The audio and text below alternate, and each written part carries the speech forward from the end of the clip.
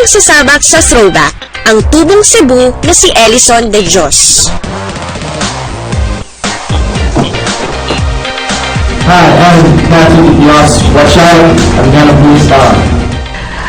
At sa langit, papalakpak ako ng napakalakas para madinig mo na proud kayo kunin mo. Ma, daghang salamat kaila. Magkita pa man ta.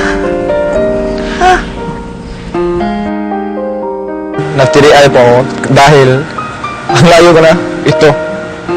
Sobrang best na opportunity na bigay ni Lord sa akin. Sobrang hardworking niya, na gusto niya talaga matuto. Sa language niya po, since nag-uusap naman po kami, and parang tutor na ako. Totoo kay Ellison, syempre. Kasi nung umpisa pa lang nung workshop po, nahirapan siya mag-Tagalog, tapos nahirapan siyang mag-dance, tapos mag-acting. Pero ngayon po, as in nag-improve po siya. Dati po, na down talaga ako. Kasi si mama ko kasama ko. Ma, ayaw ko na ma. Sabi ng mama ko, don't give up. Pero ngayon, hindi na ako na down kasi nandito na ako eh. Kaya ko talaga ang pagiging artista.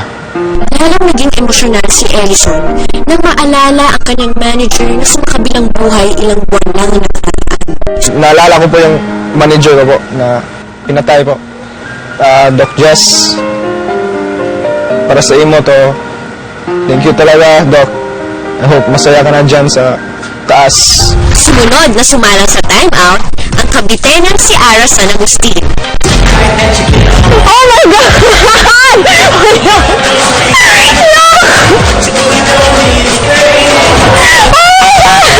Natawa po kasi panood ko yung una po, like yung audition ko po before. Grabe, haba na po nung nagawa ko. Like, ang dami ko na pong na-experience dito. And nung nag-audition po ko, halatang, like, hindi ako makatingin, like, kung saan yung mata ko.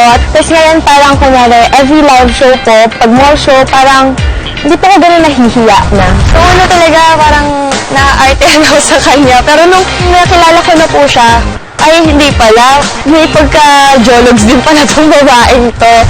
Out of the thousands na yun, nandito ako.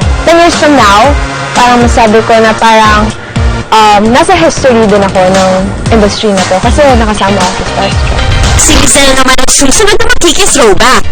Wala akong kaibigan! Ako lang mag-isa! Wala akong kaibigan.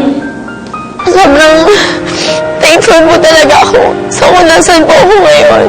Grabe po kasi yung pinagdaanan namin ni Lola bago po ako makarating dito. Naungutang kami ng pamasahe.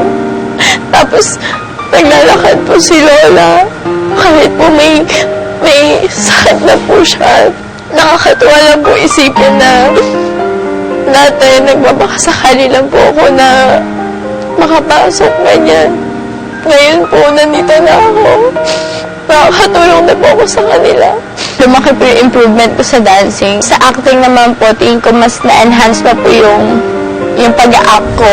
Yung lugar po yung pinaka nakita ko na ang laki po ng improvement niya ngayon. Grabe, sobrang umangat po siya.